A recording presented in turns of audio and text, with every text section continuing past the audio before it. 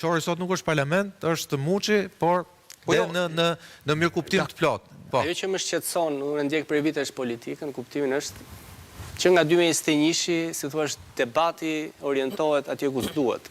Për një 2-3 vite, Ergysti dite shpesh për shembull, ishte dhe di shumë mirë, debat për vulën foltore, ishte një humbje kohe, në fund prodhoi një rezultat. Edhe tani debati fokusohet qëllimisht tek partitë, bashkimi, pse qysh nuk është kjo e dura.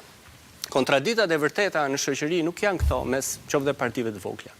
Kontradita e vërtetë është mes SPAK-ut, që gëzon mbështetjen të madhe qytetarëve, dhe korrupsionit qeverisë Rama galopant në anën tjetër. Për këtë duhet harxojmë shumë kohë dhe të flasim. Kontraditë është, ku diun, mes pensionistit që merr një pension 40 herë më të vogël se paga e deputetit. Kontraditë është që një çift i ri nuk blen dot shtëpi, ndërkohë që zyrtarët e lartë që akuzohen për korrupsion mund të kenë 30 apo 300 shtëpi. Këto janë problemet. Dhe nuk është dhe çelës, dakor, çelës magjik që Shqipëria do bëjë me një bashkim artificial, nuk ka dhe për ta përfunduar. A është mënyra si më bëhet opozicion? Dakor. Dhe flasim diçka tjetër për demokraci. Çfarë ka prodhuar politika bipolare bipartizane? Këtë sistem ka prodhuar. Pra ne ta marrim të mirëqenë që opozita sot kështu është plurale. Ajo që mungon është që në anën tjetër, në anën e opozitës aty kemi monizëm. Aty kemi një lider suprem që vendos gjithçka.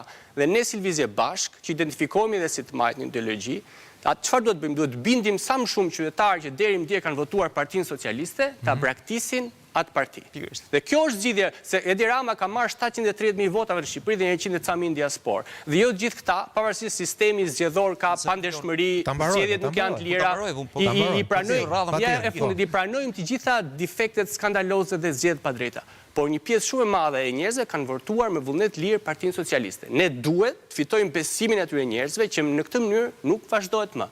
Dhe nuk mund të shkojmë kurse si të kthehemi në pas në histori, ne jemi për progres, nuk jemi ta kthejmë historinë në bazë tek Sali Berisha. Kaq.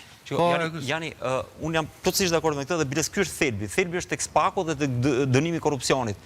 Dhe unë prandaj mendoj që duhet ishim bërë bashkë tashmë partitë, sepse nëse do ishim bërë bashkë tashmë do kishim përkryuar një pol. Ka lënë ndonjëherë te 9 kaçat në orën 12 të ditës.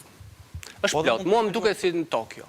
Shqipëria është populluar, por Tirana ka njerëz qytetar pafund.